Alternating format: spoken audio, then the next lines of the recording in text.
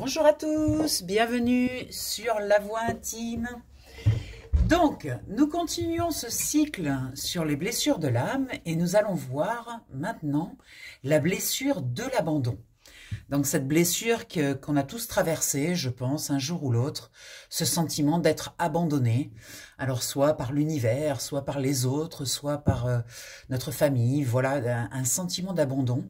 On va voir un petit peu ce que les cartes ont à nous dire à propos de ce sujet, du sentiment d'abandon, qui est un sentiment, je pense, assez puissant, assez fort.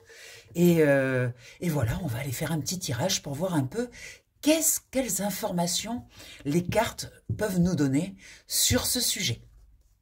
Allez, c'est parti. On se concentre. On va faire déjà pour commencer une coupe pour voir un petit peu qu'est-ce qu'il veut nous dire. Alors, qu'est-ce que nous avons? Nous avons l'empereur. Alors, l'empereur, en fait, ce qu'il vient nous dire par rapport à cette notion d'abandon, c'est qu'en fait, l'abandon, c'est toujours quelque chose d'extérieur. Le sentiment qui est lié à l'abandon, en fait, c'est un sentiment de l'extérieur vers l'intérieur. On porte effectivement ce sentiment d'abandon, mais parce qu'on perd notre puissance, on perd notre pouvoir. On a remis le pouvoir à l'extérieur, et donc effectivement, l'extérieur a un impact sur nous. Mais quand on regarde cette carte de l'empereur, on voit effectivement que la puissance que génère cette carte, en fait, notre puissance, personne ne nous abandonne, en fait. C'est nous qui décidons de donner de l'espace à ce sentiment. Voilà, donc ça, c'est très important. Et ensuite, on a le 10 de denier. Le 10 de denier qui représente eh bien, la fin d'un cycle au niveau matériel. Alors, on va voir pourquoi est-ce que ce sentiment d'abandon, les cartes veulent nous parler d'abondance financière. Pourquoi? Quel rapport? On va voir un petit peu ce qu'ils veulent nous dire par rapport à ça. Allez, on va faire comme on a fait pour le premier. On va donc choisir 5 cartes. Une carte au centre qui va déterminer le centre du jeu, une carte pour ce qui est en haut, une carte pour ce qui est en bas, une carte pour ce qui bloque par rapport à l'abandon et une carte pour ce qui nous aide.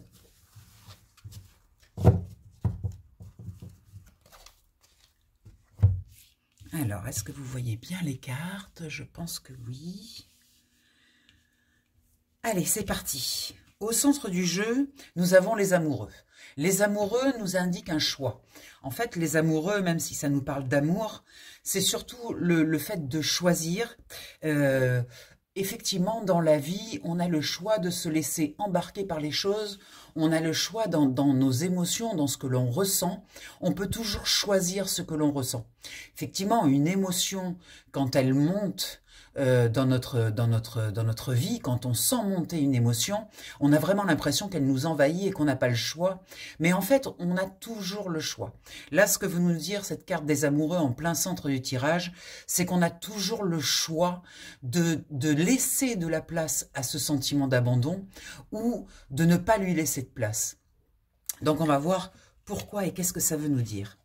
En haut, nous avons le 2 d'épée. Encore un choix. Mais là, c'est un choix mental. C'est-à-dire que, vous voyez, elle est aveugle, elle a un bandeau sur les yeux. On a l'impression qu'on n'a pas le choix. En fait, c'est une impression qu'on n'a pas le choix. Et pourtant, on a effectivement le choix entre ces deux épées, le bras droit et le bras gauche, le yin et le yang. On doit faire un choix. On doit faire un choix, mais on doit faire un choix qui n'est pas à l'aveugle. C'est-à-dire qu'on doit faire un choix conscient d'aller visiter notre blessure d'abandon, d'aller comprendre qu'est-ce qu'elle active chez nous. Quand on ressent cette blessure d'abandon, il y a toujours quelque chose qui est activé, quelque chose, une mémoire qui est activée et qui prend toute la place. Là, on nous dit qu'il faut aller voir cette blessure, il faut aller visiter nos ombres, notre intérieur, qu'est-ce qui s'est passé dans nos abandons passés et comment est-ce qu'on a placé cette blessure. Est-ce qu'elle a de l'importance dans notre vie? Est-ce qu'on l'a mise sous le tapis? On reprend encore cette expression. Est-ce qu'on a décidé de la mettre sous le tapis et de passer à autre chose? Est-ce qu'on a traité ce sentiment d'abandon? Dans ce qui est en bas, waouh, magnifique, nous avons la force. C'est vraiment une énergie puissante. La carte de la force, c'est vraiment pour nous dire que il faut pas, c'est curieux, j'entends, il faut pas passer en force. Il faut pas forcer forcément les choses, hein. C'est pas parce qu'on ressent cette émotion d'abandon qu'il faut forcer et dire qu'elle n'existe pas et passer à autre chose. Là, je sens que la force, en bas dans l'ancrage, ça nous montre que nous sommes puissants. On retrouve un petit peu cette notion d'empereur, hein, avec la puissance de l'empereur, la puissance que nous possédons à l'intérieur de nous. Mais en même temps, cette puissance, il faut la mettre au service. Il ne faut pas qu'elle nous défavorise en utilisant cette force pour agir et pour dire ça n'existe pas. L'abandon, le sentiment d'abandon existe bel et bien, il est relié à des mémoires et il faut utiliser notre force à bon escient pour aller visiter ces parts-là. On va voir un petit peu ce qui bloque. Ce qui bloque, c'est le monde. C'est-à-dire que ce sentiment d'abandon peut effectivement changer notre perception du monde, changer nos capacités dans le monde. C'est-à-dire que quand on ressent ce sentiment d'abandon, on peut se sentir très seul, très isolé, avoir l'impression d'être rejeté, d'être vraiment complètement seul. Et là, ça travaille à l'inverse de ce pourquoi on est venu, de ce pourquoi on s'est incarné. On s'est incarné pour être dans le monde, on s'est incarné pour aller visiter le monde extérieur, pas pour s'isoler. Et là, effectivement, la carte du monde vient nous montrer que tout est là et nous attend en fait. Et on prend du retard quand on s'arrête avec cette histoire d'abandon. Il faut aussi se poser la question de quelle partie de nous on a laissé en chemin, quelle partie de nous on a abandonné, quelle partie de nous on refuse d'envoyer dans le monde. C'est très subtil, mais cette notion d'abandon nous ramène toujours, rappelez-vous, quand on manifeste à l'extérieur quelque chose, c'est qu'à l'intérieur, il y a quelque chose à régler. Et je pense que avant d'aller voir l'abandon extérieur et les raisons pour lesquelles on nous a abandonnés, il faut peut-être regarder à l'intérieur, dans notre monde intérieur, quelle partie de nous avons décidé d'abandonner, de laisser sur le côté, de ne pas les envoyer dans le monde parce qu'elles sont estimées de notre part pas très jolies, pas très voilà. On refuse de les envoyer parce que en fait on a un jugement sur ces parties-là, un jugement qui est pas forcément très positif. Donc, comme on les cache et comme on ne veut pas les montrer dans le monde, eh bien, elles se manifestent à l'extérieur pour qu'on puisse les révéler à l'intérieur. Je pense qu'il y a vraiment un rapport avec ça entre l'intérieur et l'extérieur, avec cette carte du monde en contre.